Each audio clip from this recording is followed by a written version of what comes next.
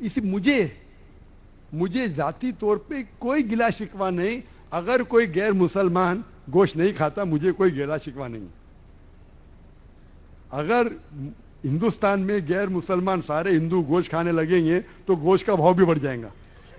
तो मुझे कोई जाती तौर पे गिला शिकवा नहीं। लेकिन कोई अगर जबरदस्ती मुझे कहता है कि तुम हराम कर रहे, गुनाह कर रहे, तो मैं जवाब देता है। जाती तौर पे मुझे कोई, इसीलिए इस्लाम में लिखा है कि बिना वजह किसी का कत्ल मत करो। मिसाल के तौर पे आप अगर गोट बकरी को कत्ल कर रहे, जबा करते कहो बिस्मिल्लाह अल्लाह अकबर, अल्लाह के नाम से जो महान है।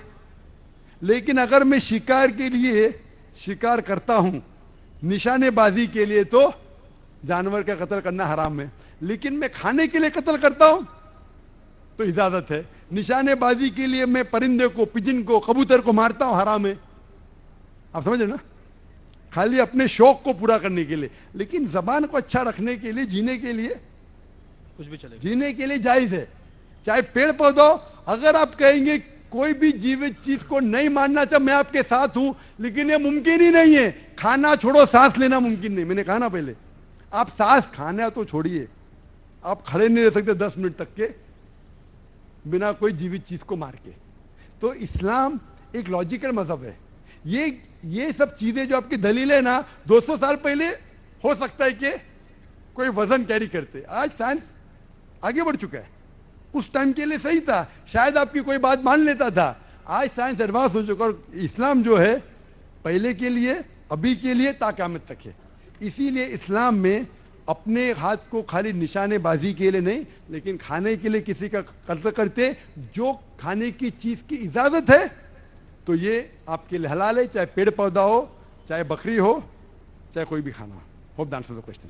एक दूसरा प्रश्न है, जैसा कि आपने कहा कि साइंस आज एडवांस हो चुका ख्वाहिश है है। कि हमारी लिस्ट थोड़ी लंबी है, पीछे भी क्यों में आ सकते हैं ना। दूसरे साथी हैं, वो भी नॉन मुस्लिम हैं, उनसे ख्वाहिश है कि वो तशरीफ लाएं माइक नंबर 1 पे। और दूसरे नॉन मुस्लिम भाइयों से भी ख्वाहिश है कि वो माइक पे तशरीफ लाएं।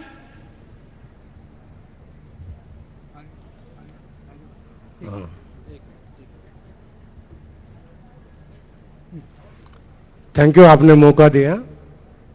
अभी मैंने सुना है कि हिंदुइज्म में प्रतिमा के जरिए पूजा किया जाता है वगैरह वगैरह। तो मैंने भी कुछ पढ़ा है, सुना है, देखा भी है, और हर धर्म के इसमें जाकर मैंने उनके जरिए से पूजा भी किया है। सिखिज्म, बुद्धिज्म, हिंदुज्म और क्रिश्चियनिटी में भी देखता हूँ। सभी में परमात्मा, कोई बोलता है परमात्मा एक है, कोई बोलता है परमेश्वर, कोई बोलता है अल्लाह, ये सब नामों के है। लेकिन अगर अपने दिल से अगर दुनिया में देखे, समझे, तो परमेश्वर एक ही है। अभी प्रतिमा के जरिए हिंदुइज्म में एक ही परमेश्वर को देखा जाता है। वो प्रतिमा को परमेश्वर नहीं मानते, उसके जरिए वो परमेश्वर पैरामा एटॉमिक फोर्स का वो इबादत करते हैं, उनकी पूजा करते हैं, अरदास करते हैं। कोई पूजा बोलता है, अरदास बोलता है, there different things for different mind. तो मैं तो समझो बाय बर्थ हिंदू हूँ, लेकिन मुझे रुचि परमेश्वर, अल्लाह, जीसस क्राइस्ट, ये जो नाम है, एक बड़ी महान शक्ति के जरिए मैं विश्वास रखता हूँ। इन सब कपड़ों में मुझे कोई इंटरेस्ट नहीं, कुछ नहीं। मैं परमेश्वर को मानता हूँ, अल्लाह को मानता हूँ, जीसस को मानता हूँ, बुद्धिस्ट को मानता हूँ, द होल थिंग। मेरा धर्म क्या है, क्या आप बता सकते हैं कि मेरा धर्म क्या है? भाई साहब ने अच्छा सवाल पूछा है। उन्होंने कहा है कि मैं by birth I am Hindu, mean मैं पैदाइशी हिंदू हूँ, लेकिन मैंने क्रिश्चियनिटी पढ़ी, बुद्धिज्म पढ़ी, और कहा कि मैं क्रिश्चियन में जाके प्रेयर किया हूँ और बुद्धिस्ट में जाके किया हूँ। मैंने, मेरे सुनने में ये ना है कि इस्लाम में किया हूँ। नहीं, आपने कहा नहीं, बोला मेरी जेब में भी है, तो जेब में मेरे भी दिल में भी है, दिल में भी। इस्लाम दिल में भी है। भाई साहब हर मजहब के वहां गए, वो पूछना चाहते कि मेरा धर्म क्या है, मेरा धर्म क्या है। उसके पहले उन्हें 2 चीज कहा कि हम ईश्वर को प्रतिमा के जरिए पूछते हैं, और कहा कि कई नाम है, ईश्वर, परमात्मा, गॉड, अल्लाह। फिर कहा मैं धर्म क्या है। तीन भाग है सवाल के। पहली बात मैंने कहा कि ये प्रतिमा के जरिए इबादत करना कोई किताब में नहीं लिखा है। आप अपना खुद का धर्म बनाएंगे। आपका नाम क्या है वैसे? शिवाजी। शिवाजी। शिवाजी। शिवाजी। पूरा नाम क्या है? शिवाजी सुखदेव वारोले। शिवाजी वारोले। हाँ, शिवाजी वारोले। तो हमें उस तरीके से इबादत, जिस तरीके से धार्मिक किताबों में लिखा है, कुरान में लिखा है किससे इबादत करो, सजदा करो। हिंदुइज्म में भी लिखा है दंड नमस्कार, पता है? दंड नमस्कार।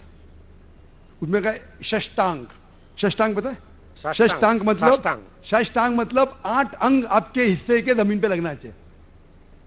8 अंग, 8 हिस्से आपके अंग के जमीन पे लगना चाहिए। 8 अंग, माथा, नाक, 2 हाथ, 2 घुटने और 2 पैर। अब मेरी 8 हो गए ना सब। मेरी तो एक ही टांग है, एक स्वर्ग में गई है, तो मैं साष्टांग कैसे कर सकता हूँ? हाँ, वेरी गुड। तो very good.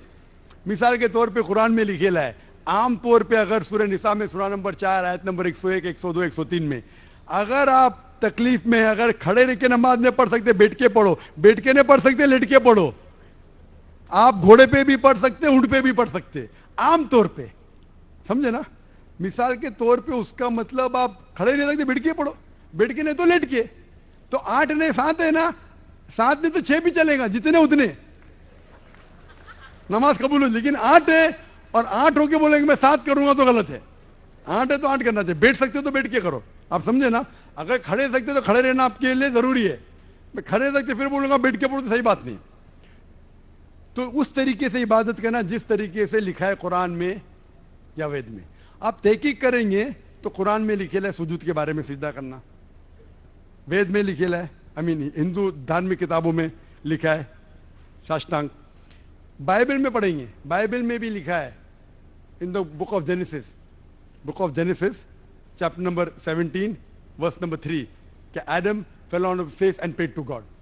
Abraham fell on his face and prayed to God. Book of Numbers chapter number 20 verse number 6 में कि मोसेस एंड एरन वो धरती पे गिरे, जमीन पे गिरे और अपना माथा टेक के खुदा की इबादत की। Fell on his face and prayed to God. लिखा है बुक ऑफ जोशुआ में चैप्टर नंबर 5 वर्स नंबर 14 में, Joshua fell on his face and prayed to God. Joshua ने मुंह के बल जमीन पे गिरा और खुदा की इबादत की।